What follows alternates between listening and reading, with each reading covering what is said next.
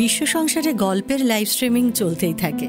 সেই সব গল্পই শুধু বইয়ের পাতা নয়, জীবনের খাতা থেকেও তুলে এনে শোনাই আপনাদের। শুনছেন গল্পের সংসার, আড্ডা গল্পে জমজমাট। বাংলায় একটা পুরনো প্রবাদ আছে, ঢাল নেই তলোয়ার নেই নিধিরাম সর্দার। প্রবাদটা শুনেছেন নিশ্চয়ই। কথাটা হয়তো ব্যঙ্গ করেই বলা হয়, কিন্তু ভাবুন তো, কারোর কাছ থেকে কোনো রকম সাহায্য ছাড়া সম্পূর্ণ নিজের উদ্যোগে কেউ যদি সর্দার হয়ে বসতেও পারেন, তাহলে তার সঙ্গেও এই প্রবাদটা মানায় তো। আসলে তখনই বোধ হয় জানেন এর অর্থটা বেরিয়ে আসে। বিশ্বাস করুন, মহারাজা শশাঙ্কের কথা বলতে গিয়ে সবার আগে এই প্রবাদটাই আমার মাথায় এলো। কেন বলুন তো? শশাঙ্কেরও এমন ঢাল তলোয়ার কিচ্ছুটি ছিল না, মানে কোনো বিখ্যাত রাজবংশের শিকড় তাঁর ছিল না। কাজেই বুঝতে পারছেন, প্রচলিত যুদ্ধবিদ্যা বা অস্ত্রশস্ত্র চালনা তাঁর নাগালে আসেনি কোনো দিন। এমনকি ইতিহাসের পাতায় পাতায় তিনি হর্ষবর্ধনের কাছে হেরে গিয়েছেন। সেই সময়ের ইতিহাস লেখকরা সকলেই হর্ষবর্ধনের অনুগামী ছিলেন, এ কথা ঠিক। তাই সহজ হিসেবে শশাঙ্ক তাঁদের চিরশত্রু। কিন্তু তবুও এই মানুষটির কথা শোনাটা কেন এতটা দরকার মনে হলো, তাই তো? আসলে আজ যে নিজেকে বাঙালি বলে পরিচয় দিতে আমরা পারছি, বাংলা নামের একটা মজবুত মাটির ওপরে দাঁড়িয়ে আছি, শশাঙ্ক না থাকলে এগুলোর একটাও সম্ভব হতো না, জানেন। ইতিহাস সাক্ষী, বাংলা বা অখণ্ড বঙ্গদেশ নামের কোনো জায়গাই তৈরি হতো না। মানচিত্রটাও এটা আধা খেঁচড়া হয়েই থেকে যেত। ভাগ্যিস মহারাজা শশাঙ্ক এলেন। তার নিষ্ঠুরতা কুটিলতা নিয়ে যতগুলো শব্দ খরচা হয়, তার কৃতিত্ব নিয়ে জানেন তার অর্ধেক শব্দও খরচা হয় না। আসলে বাংলার গৌরবের প্রথম আলোটাই তো শশাঙ্ক। অথচ কি আশ্চর্য জানেন, এই শশাঙ্কের জীবনটাই কেন যেন উপেক্ষা আর অন্ধকারের আড়ালে রয়ে গেছে। আসুন, ইতিহাসের পথ ধরে অন্ধকার আর উপেক্ষার সেই আড়ালের পর্দা সরিয়ে আমরা তাকে আজ একবার খুঁজে দেখার চেষ্টা করি। আমাদেরই শিকড় খোঁজার প্রয়োজনেই। আমি শাওলি, আর আপনি শুনছেন প্যাস্টেল এন্টারটেনমেন্ট প্রেজেন্টস ইতিহাসের খোঁজে। আজ শোনাব মহারাজা শশাঙ্কের কাহিনী। রাজা শশাঙ্ক যে কে, তিনি কোথা থেকে এলেন, সেসব কথা কেউই জানেন না বলতে এ ব্যাপারে কেউই একমত হতে পারেন না। কারণ ওই যে প্রামাণ্য নথি কিছু নেই খুব একটা। এমনকি তার আসল নাম শশাঙ্ক ছিল কিনা সেটা নিয়েও ইতিহাসের মনে সংশয় আছে। সাল তারিখ অনুযায়ী ভারতের ইতিহাসকে ভাগ করে ফেললে শশাঙ্কের সময়টা হচ্ছে প্রাচীন যুগ। সেই প্রাচীন সময়টাতে ছদ্মনাম কিংবা উপাধি নেওয়ার চল ছিল মারাত্মক। নিজের কীর্তিকে শ্রেষ্ঠ হিসেবে জাহির করতে গিয়ে এই কাজটা করতেই হতো প্রায় সব রাজাকেই। সেই জন্যই হয়তো তিনি নিজের নাম শশাঙ্ক নিয়েছিলেন বলে অনেক ঐতিহাসিক মনে করেন। কিন্তু শশাঙ্ক কেন, তাই তো? আসলে ওই যে শশাঙ্ক মানে চাঁদ, চাঁদের সঙ্গে আবার শিবের সম্পর্ক খুব ঘনিষ্ঠ। শিবের মাথাতেই চাঁদ থাকে, তাই তিনিও এই চাঁদকেই আপন করে নিলেন তার নাম হিসেবে। কারণ এই শিবই যে তাঁর সব থেকে বড় শক্তি। রাজা শশাঙ্কের মতো এত উল্লেখযোগ্য শৈব রাজা বাংলায় আর আসেননি, জানেন।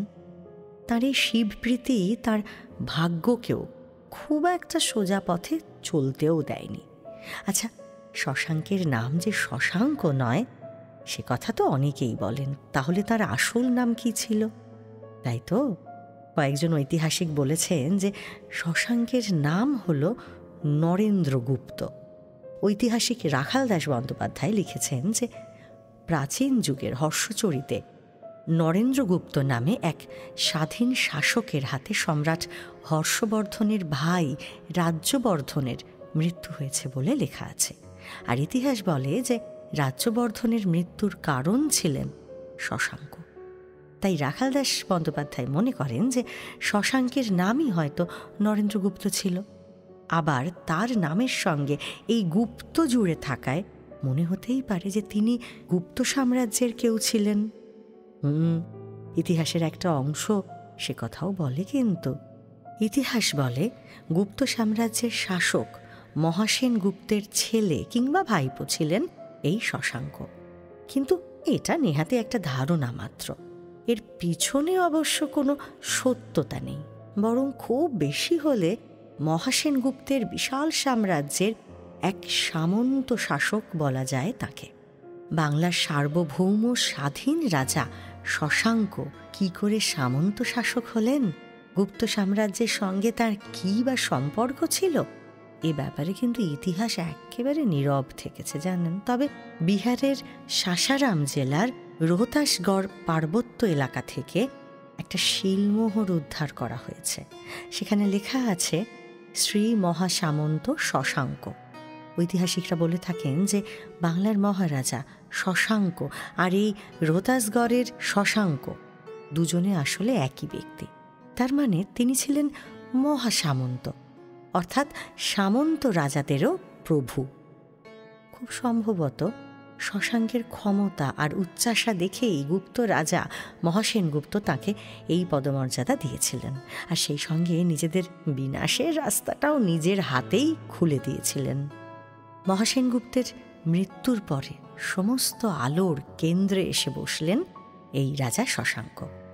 যদিও ইতিহাসের হাতে অনেক বেশি তথ্য নেই এবং তাই শশাঙ্কের রাজ্যে এসে প্রায়শই হোঁচট খেতে হয়, কিন্তু তাও এখানেই যে প্রথম একটা স্বাধীন সার্বভৌম রাজ্যের ছবি দেখছি সে কথাটা কিন্তু মানতেই হবে আমাদের।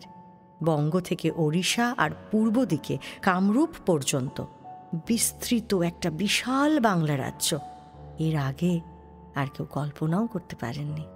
আর বাংলার এই বিরাট ভূখণ্ডটাই রাজা শশাঙ্ককে ভয় করার পক্ষে যথেষ্ট ছিল। শশাঙ্কর শক্তি ছিল সাংঘাতিক, যাকে বলা হয় দুর্ধর্ষ ছিলেন তিনি। তার উপরে তিনি ছিলেন প্রবল ধ্বংসকামী জানেন। তার ধ্বংস অবশ্য শুধুই লুট নয়, বরং নিজের মতো করে গড়ে তুলবেন বলে তুমুল ধ্বংসের ঝড় তুলেছিলেন শশাঙ্ক। 606 থেকে 638 খ্রিস্টাব্দ, মানে 32 বছরের এই সুদীর্ঘ রাজত্বের বেশিরভাগ সময়টাই রাজা শশাঙ্কের যুদ্ধ বিগ্রহে কেটে গেছে। যেহেতু তার কোনো পূর্বসূরি ছিল না, তাই নিজের দুর্ধর্ষ আর অজেয় সেনাবাহিনীর সবটা প্রায় তাকে নিজের হাতে গড়ে তুলতে হয়েছিল। আর এই বাহিনীকে সঙ্গে নিয়েই সব থেকে নিষ্ঠুর কাজটা শুরু করেছিলেন শশাঙ্ক। তার সমস্ত শক্তি দিয়ে তিনি বৌদ্ধদের উপরে ঝাঁপিয়ে পড়েছিলেন। পাটলিপুত্র থেকে নিজের রাজধানী কর্ণসুবর্ণে উঠিয়ে নিয়ে যাওয়ার পরেই শশাঙ্কের এই বৌদ্ধ হত্যা শুরু হয়। তার আক্রমণ থেকে বুদ্ধদেবের স্মৃতিধন্য কিচ্ছুটি বাদ যায়নি। এমন কি জানেন, বোধিবৃক্ষেরও চরম ক্ষতি করেছিলেন শশাঙ্ক। শোনা যায় যে মাটি খুঁড়ে বোধিবৃক্ষের শিকড় পর্যন্ত উপড়ে ফেলেছিলেন শশাঙ্ক। এর একটা বড় কারণ ছিল, কি বলুন তো? হর্ষবর্ধন। হ্যাঁ, হর্ষবর্ধনের রাজ্যে হিন্দু ব্রাহ্মণদের ওপর অত্যাচার আর অবহেলা গোটা ব্রাহ্মণ্য সমাজকে তুমুল খেপিয়ে তুলেছিল। আর শৈব শশাঙ্কের ছাতার নিচে সেই অত্যাচারিত ব্রাহ্মণ্য সমাজই এবার এসে জোট বাঁধল। বৌদ্ধদের অত্যাচারের বদলা নিতে হর্ষবর্ধন আর তার রাজ্যের ওপরে ঝাঁপিয়ে পড়লেন শশাঙ্ক তার সমস্ত দলবল নিয়ে। তুমুল শক্তিধর হর্ষবর্ধন কিন্তু শশাঙ্ককে হারাতে পারলেন না, বরং তার পরাজয়ের রেশ ধরে দেওয়ালে পিঠ ঠেকে যাওয়া ব্রাহ্মণ্য সমাজ আবার পায়ের নিচে মাটি ফিরে পেল। ব্রাহ্মণদের দান নেওয়ার ব্যবস্থাও ফিরিয়ে এনেছিলেন এই শশাঙ্কই। প্রাচীন আর মধ্যযুগের ভারতে যুদ্ধ বিগ্রহ কিছু নতুন নয় জানি। শক্তিশালী রাজারা যুদ্ধ করেই তাদের রাজ্যের সীমানা বাড়িয়ে যেতেন, তাই তো? শশাঙ্ক যথেষ্ট শক্তিধর পুরুষ ছিলেন, তিনিও তাই করে গেছেন। তাতে আর বিশেষ নতুনত্বও নেই, একদম ঠিক। তবে এখানে একটা কথা আলাদা করে আমাকে বলতেই হবে। কি বলুন তো? বাংলার সেনাবাহিনীকে যেভাবে ঢেলে সাজিয়েছিলেন রাজা শশাঙ্ক, তা নিশ্চয়ই কৃতিত্বের দাবি রাখে। পরবর্তীকালে পাল সাম্রাজ্য, সেন সাম্রাজ্যের মতো যে বিরাট বিরাট সাম্রাজ্য বাংলার বুকে রাজত্ব করেছিল, তার মূল স্থপতি ছিল এই সেনারা।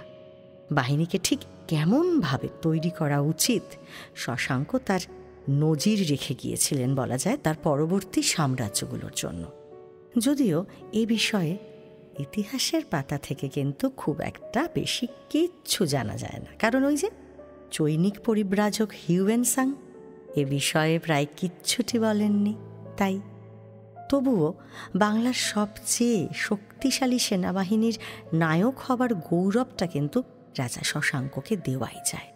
বাংলার সেনাবাহিনীতে তখন হস্তি বাহিনী আর নৌবাহিনীর বেশ দাপট ছিল, বুঝলেন।